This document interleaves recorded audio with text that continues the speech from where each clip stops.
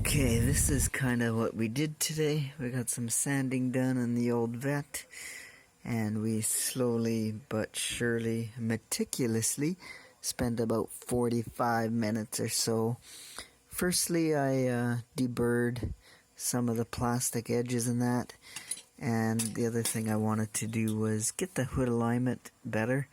It was off, so I had to take a flat sanding stick and flatten sand these, and then after I did all the final stuff, yeah, there was a lot of burrs on the typical bottom of the rocker panel sills, and around the wheel openings had a lot of small nibs, and the backs, you know, down here where my thumb is. So a lot of that I cleaned up, so the initial sanding is done, and I took quite a lot of care. So see this stingray emblem there? I didn't want to like sand that off and try and keep away from the door locks. So that's why I spent a good 45 minutes. And I don't know if this picks up or not, but the hood has 454 emblems on it, and I didn't want to sand those off right about where my thumbnail is. So we did all that, and we sanded the front bumperette piece, plastic piece, and I'm not sure if this is going to fit on yet before I do my mock-ups. So what we're going to do is prime. So what I'm going to do is maybe check the fitment on the body first to see whether I can fit the chassis inside the body before I glue this bumperette on, or if I can put it on now. So I'm not sure. I don't know how to explain that exactly, but anyhow, so far seems pretty good. I think we got enough with a 400 grit sandpaper. It should be sanded enough to get some bite with the primers. So I came downstairs to get some primer to do up the Vette and some whatever else I got on the go, and I'm gonna show you a quick look at some kits that I got that I will end up building. So I got this Porsche 928, bought used for 28 bucks, as you can see. You know, almost looks like a 4x4 style. So this is something I'm very curious to do. I used to hate these cars, but way back, a teacher that I went to school with ended up buying a gold one way back in the late 80s-ish, and he drove to work in this thing, and actually it was a hot looking car. So it was a champagne gold kind of color, and actually really good. Now here's got to be one of my most favorite cars. This is a Duster, what is it, 71 or 70? I've owned quite a few Dusters in my lifetime, and you know what? The best one that I owned and shouldn't have got rid of was a Slant 6 powered original Plum Crazy Purple, or in violet, whatever color you want to call it, Duster. It's probably pretty rare being a 6-banger, and I think I paid like 60 bucks for it just to tow it out of somebody's backyard. That would have been 1990-ish, 1989-ish. And I got this one, the Cushman stock car, because I love race cars. And I got one more, which is kind of different for me. Like, I'm not a sport car guy, but there is a couple cars. The Miami Vice Ferrari Testarossa, and I actually like this version in black, not the red or the white version. So anyhow, now that I've done a lot of blah blah blah, I've got paint. So I got my primer and everything else that I need so I can carry on, and a file, just in case I want to break out of jail. You know, while I'm here in my storage locker where all my crap is, some modeling crap, camping crap, a lot of camping crap. Anyhow, yeah, I've got the paint that I wanted to show you. I've had this for a while, and I want to paint it a factory type of red, as close as I can get to, what is it called, Magalia red, I think that factory color was on the Vettes that year. So this is what I've got. That's what we're going to use.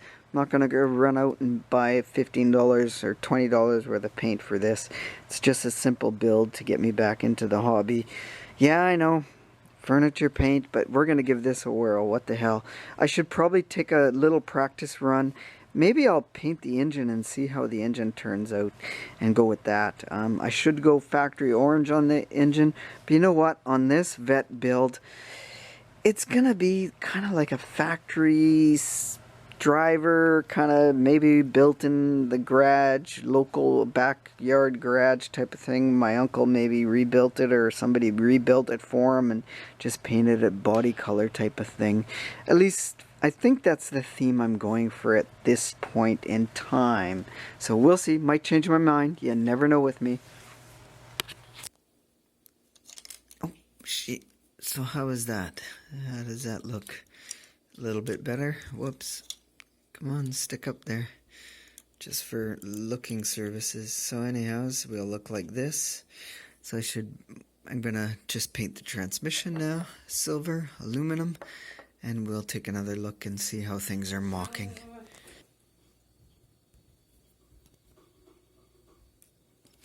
Like this. Oh, I'm gonna have to clean that out. It's not fitting in. Wow, or do they kind of screw in? Anyhow, springs. And the suspension arm goes in, even if they are too shiny. With that front kingpin. Da-da-da-da-da. There we go. You know, while I'm here, I might as well show you that, yes, the rear end assembly has been assembled. And I did have videos of me doing the process. However, I don't know where the videos went. I might have erased them, not by mistake, or not by purpose, but by mistake. And sorry to say, but you know, nothing exciting anyways. It's just a basic glue on. The thing that I like about this is the typical Vette 2 rear axle shaft propellers turn separate. So that's kind of a cool feature. So yeah, nothing too crazy, nothing too interesting. That's the closest I could get to the factory color on the shocks. Factory shocks are more of a silver blue, but you know what, that's close enough for me. Or I guess not factory. I think some of the other Conies in that had it, but apparently these were probably a GM color. I seen a couple reference pictures. I did some reference searching, and that's what it came up with. The rear spring, I kind of went with a little bit of a silvery type of thing to do the factory steel, even though I think these came in like a composite style and they had different options that you could get for performance rear springs. So that is that stage that I'm at now. I'm ready to assemble the engine, so you know, we might as well check out the assemblies. So check this out. I'll show you some of the assembly. How's that today? So this is completed. And actually, while we're here, this is what you got. Optional rims are the rally rims, which I'm not going to go with that. I don't like that look. I thought this looks not bad. We're going to go with this style of rim. These are the 15x8, I think factory Kelsey Hay rims is what they call these. They're in a 15x8 they came in, and actually I'll show you the box after I go through this a little bit. So that is that. Yeah, very cool. Old original 47-year-old assembly sheet, and I definitely don't follow the assembly sheets 100%. I jump from one thing to another. For instance, I prep bodies first but paint them last because I don't want to handle the body, and I don't want to throw it in a box like this and have it scratched or whatever. So anyhow, yeah, so the wheels I kind of just pre-assembled somewhat to get a look on that. And notice, yeah, like I say, I've assembled the rear end, but they tell you do all of this first, and I didn't. I pretty much did, yeah, somewhat semi-backwards. Oh no, sorry, 4. So no, I guess I did it somewhat in line. So I've only got the engine partially completed. You saw me do the paint color combination that I'm going to go with. I'm trying to decide what intake to put on it. That's what I'm doing. Single 4-barrel or triple 4-barrel. And maybe next issue I'll talk about what my concept might be.